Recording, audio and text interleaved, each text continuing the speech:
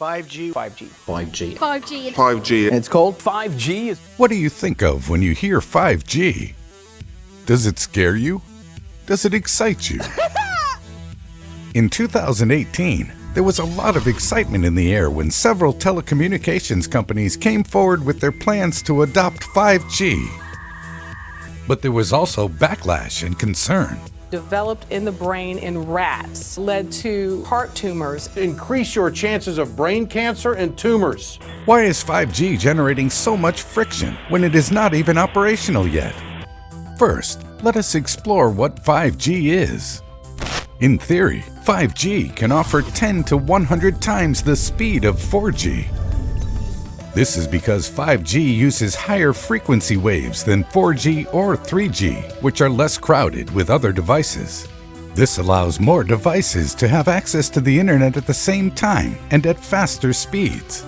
Also, unlike 4G towers, which project signals in 360 degrees, 5G antennas are very directional.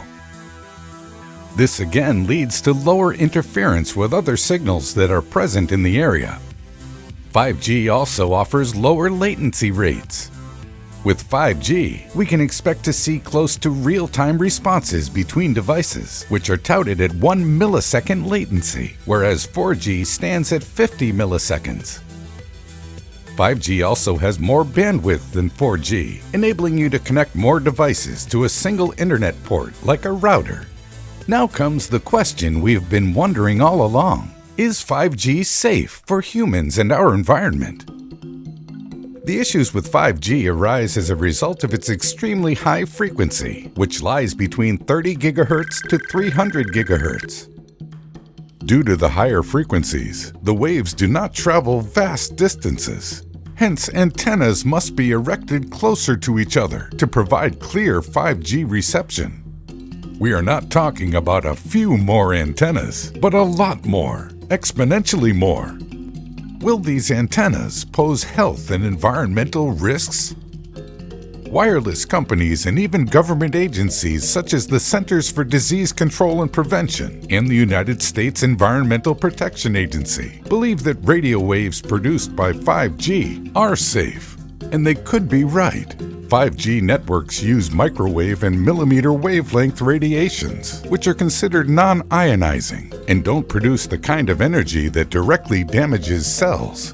It is ionizing radiation that is the harmful form. The energy from ionizing radiation can pull apart atoms, and as such, it's known to damage cells and cause cancer.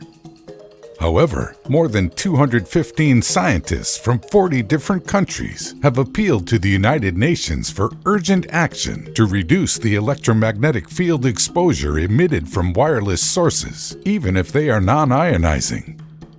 These scientists also submitted a letter to the Federal Communications Commission, FCC, asking the body to consider health risks and environmental issues before rapidly deploying a fifth-generation wireless infrastructure. And they are not alone. The Belgian government halted a 5G test in Brussels over concerns about the radiation from the base stations. Members of Parliament in the Netherlands are calling on the government to further examine 5G, while Switzerland is monitoring 5G's impact on people. The FCC does not seem to see a cause of concern, however, and the body is making sure that the technology is deployed at the earliest. Meanwhile, U.S. President Trump has declared 5G rollout a race that must be won. 5G networks will absolutely be a vital link to America's prosperity and national security in the 21st century. So what is the outcome of all this? Who is right and who is wrong? It's complicated. Although 5G does not have ionizing radiation, some experts suspect that the radiation from these devices could damage cells via oxidative stress in cells. This biological mechanism leads to inflammation and has been found to cause cancer, diabetes, and other diseases. For the time being, 5G seems safe, but there is simply not enough data to know for sure. If you are concerned, you can sign a petition to halt the deployment of a 5G wireless network until a proper framework and guidelines considering health hazards and environmental effects are prepared. Before we make our homes, businesses, and cities smart, it's important to make smart decisions when adopting new technology.